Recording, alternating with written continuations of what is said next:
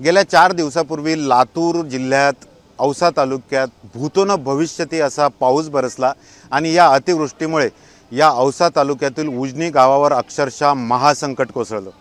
खरं तर या उजनी गावाच्या बाजूनेच वाहणारी ही तेरणा नदी आहे आणि 4 दिवसानंतरही आपण बघू शकतोय की या तेरणा नदीला अद्यापही महापूर आहे। खरं तर या तेरणा नदीचं पाणी उजनी गावात शिरलं आणि त्यामुळे या मुख्य बाजारपेठ ही जी आता आम्ही उभा आहे या मुख्य बाजारपेठेत जवळपास 10 ते 12 फूट पाणी होतं आणि त्यामुळे या परिसरातील सर्व दुकाने असू देत, आस्थापना असू देत, घरं असू देत, ही सर्व पाण्याखाली होती। त्यामुळे खूप मोठ्या प्रमाणात या व्यापाऱ्यांचं या व्यावसायिकांचं नुकसान झालेलं आहे। खरं तर हे हवालदिल झालेले आहेत आणि दररोज पाऊस कोसळत असल्यामुळे तेरणा नदीला कधी पूर येईल आणि कधी या परिसरात पूरस्थिती निर्माण होईल अशी भीती या व्यापाऱ्यांमध्ये आहे आणि त्यामुळे या व्यापाऱ्यांमध्ये मोठ्या प्रमाणात अद्यापही भीती आहे। खरं तर राज्याचे मुख्यमंत्री थोड्याच वेळात या परिसरात पोहोचत आहेत, या उजनी गावात पोहोचत आहेत आणि या बाजारपेठेला भेट देऊन मुख्यमंत्री आढावा घेतील। खरं तर मुख्यमंत्र्यांनी आढावा घेतल्यानंतर ते काय घोषणा करतात हे कळेलच, मात्र हे व्यापारी अद्यापही हवालदिल झालेले आहेत। दादा, तुम्ही उजनीचे आहात, तुमचं दुकान आहे, काय परिस्थिती होती त्या दिवशी या ठिकाणी? काय सांगावं साहेब तुम्हाला, असली परिस्थिती, मुलकाची नुकसान झाले आहे। याल ते बघायला जरा आमदार साहेबाला मुख्यमंत्र्याला इथे येऊन बघा म्हणावं, स्वतः मुख्यमंत्री येत आहेत थोड्या वेळात, काय मागणार? येऊन त्यांना बघा म्हणावं। मतदानाच्या टायमाला आमच्या दारोदार हिंडती ती, हाता पाया पडत सगळ्याच्या, मग तसं आमची काय हाल आहे ते आमचं बघावं, काय आहे ते आम्हाला नुकसान भरपाई द्यावी। किती नुकसान झाले?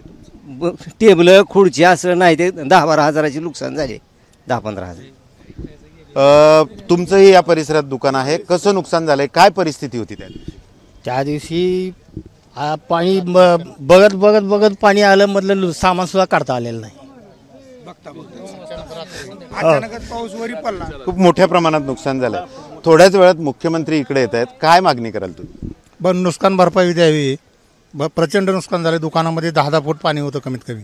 रात्री अचानक पाणी आल्यामुळं काढता यायला नाही सामान, 2-2.5 पासून पाणी वाढलं, त्याच्यामुळे लोकांना काय समजलंही नाही काढाच। या पुरामुळे शेतकऱ्यांचंही नुकसान झालंय, तुमच्या व्यापाऱ्यांचंही नुकसान झालं, मात्र तुमच्या गावातली शाळा ही 4 दिवसापासून बंद आहे, त्या शाळेत पाणी शिरलंय, विद्यार्थ्यांचंही नुकसान होतंय, कसं बघताय सगळीकडे? विद्यार्थ्यांचं नुकसान आहेच। आता शाळेमध्ये 8-10 फूट पाणी होतं, अजून 4-5 दिवस चालू होत नाही शाळा, एवढी घाण झाली शाळा। पण त्या दिवशी मदत मिळाली होती वेळेवर? नाही, कोणीच नाही आलं, कोणी नाही आलं इथं। रात्री आल्यामुळं पाणी कोणीच आलं नाही, सकाळी आलं तर काय करता यायला नाही। काय म्हणाल, काय परिस्थिती होती तुमची त्या दिवशी? गावामध्ये बिकट परिस्थिती होती, अद्यापही गावात पाणी आहे, तेरणा नदीला महापूर आहे। अहो, हे बंदोबस्त काय झाला पाहिजे, नदीला भिंत बांधून संरक्षण देऊन या व्यापाऱ्याचं नुकसान टाळलं पाहिजे, यांचं त्याच्यावरच अवलंबून आहे सगळं काय। तुम्ही किती वर्षानंतर असा पूर बघितला? जन्मल्यापासून पहिल्यांदाच बघितलंय। किती वय आहे तुमचं? 55 वर्ष वय आहे। आजपर्यंत एवढा पाऊस कधीही झालेला नव्हता याच्या अगोदर। या वर्षी एवढा पाऊस झाला, मे पासून पाऊस आहे। इकडं शेतकऱ्याला जाता येत नाही, इकडं जाता येत नाही, इकडं 3 रस्ते बंद आहेत शेतकरी, 25 किलोमीटरहून शेतकरी येतात, जनावरं असल्यामुळे जावंच लागते। बाकी काही असलं तर एखाद्या वेळेस टाळतंय माणूस, पण जनावरांच्या याच्यामुळं 25-25, 30-30 किलोमीटरहून लोक जाऊ लागले। थोड्याच वेळात ही नुकसान बघायला मुख्यमंत्री येत आहेत, आढावा घ्यायला येत आहेत, काय मागणार मुख्यमंत्र्यांना, काय अपेक्षा आहेत तुमच्या? मुख्यमंत्र्याकडून एवढीच अपेक्षा आहे की बाबा फार मोठं नुकसान झालं आहे शेतकऱ्यांचं, की मे पासून सततधार पाऊस चालू आहे। सोयाबीन, उडीद जागेवर उगवत आहे, सोयाबीनच्या शेंगा जागेवरच मोड फुटत आहे त्याला। पंजाब राज्य सरकारनं हेक्टरी 50,000 रुपये डिक्लेअर केले आहेत तिथल्या शेतकऱ्याला मदत, त्या पद्धतीवर इथं महाराष्ट्रातल्या राज्य सरकारनं हेक्टरी 50,000 मदत द्यावी अशी आमची अपेक्षा आहे शेतकऱ्यांची। याच्यानं सुद्धा भरून निघणार नाही एवढ्यात सुद्धा, कारण खर्च एवढा वाढलाय। सोयाबीन 2013 मध्ये मी स्वतः 2 एप्रिल 2013 दिवशी 5150 सोयाबीन विकले।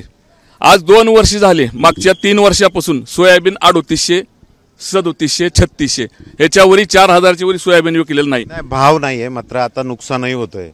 खरं तर सोयाबीन तुम्हाला परवडत नाही असं तुम्ही म्हणताय, तर आपण बघू शकतोय की या उजनी गावावर ही जी बाजूची नदी आहे, आपण बघू शकतोय सध्याही या तेरणा नदीला प्रचंड असा पूर आहे, अद्यापही गावाच्या वेशीवर पाणी आहे आणि यामुळे मोठं नुकसान या उजनी गावात झालेलं आहे। मुख्यमंत्री थोड्याच वेळात या ठिकाणी पाहणी करायला आढावा घ्यायला येत आहेत आणि त्यामुळे या परिसरातील नागरिकांना आता मोठी उत्कंठा आहे की मुख्यमंत्री नेमकी काय घोषणा करणार, मुख्यमंत्री बघितल्यानं या ठिकाणी आढावा घेतल्यानंतर काय घोषणा करणार हे आता बघणं महत्त्वाचं असेल. कॅमेरामन शांतारामसह doctor Sanjay Mahajan, ABP Majha, Ujani, Latur. ABP माझा, उघडा डोळे बघा नीट.